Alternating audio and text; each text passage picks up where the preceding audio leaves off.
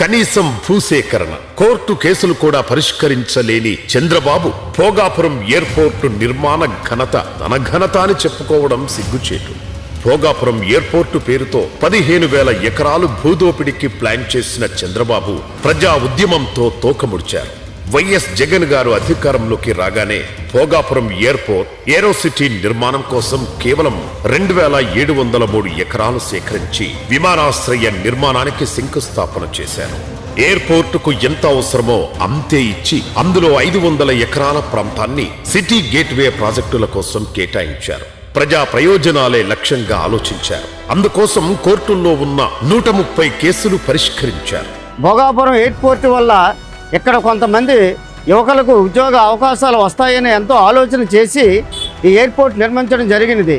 960 కోట్లతో భూసేకరణ జరిపారు. అంతేకాకుండా విశాఖపట్నం నుంచి భోగాపురం వరకు 77 మీటర్ల వెడల్పుతో కనెక్టివిటీ రోడ్డుపై ప్రణాళిక సిద్ధం చేసి అప్పటి ఆ శాఖ కేంద్ర మంత్రి నితిన్ గడ్కరీని కూడా ఒప్పించారు. Of the important demand from the Chief Minister is with me, that is the making of 6-lane Vizag Port Highway and NH16 near Bhogapuram. The length is 55 km. Cost is 6,300 crore. ఇలా 2023 మే 3న Bhogapuram airport పనులు ప్రారంభం కాగా 3 ఏళ్లలో అందుబాటులోకి తీసుకురావాలన్న లక్ష్యంతో పనిచేసింది జగన్ ప్రభుత్వం.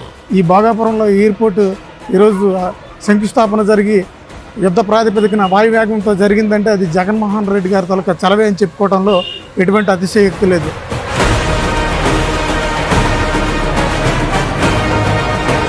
ఎయిర్పోర్ట్లు అందుబాటులోకి వస్తే వేల ఉద్యోగాలు వస్తాయని, భూముల విలువ పెరుగుతుందనే లక్ష్యంతో జగన్ అడుగులు ముందుకు వేశారు. జగన్ గారు అన్నీ చేస్తే చంద్రబాబు మాత్రం అన్నీ తన ఘనతే అని క్రెడిట్ చోరీ చేయడం దుర్మార్గం. ఈ 500 ఎకరాలను రద్దు చేసి తిరిగి వెనక్కి ఇచ్చేశారు. మరి అన్ని అంగులతోటి అన్ని అనుమతులతో భోగాపురం ఎయిర్పోర్ట్ వారు నిర్మిస్తే మరి ఈరోజు 30% వారు చేసి మేమే ఈ ఎయిర్పోర్ట్ని కట్టాం, మేమే ఎయిర్పోర్ట్ని సాధించామని శంకలు గుద్దుకుంటున్నారు కూటమి నాయకులు.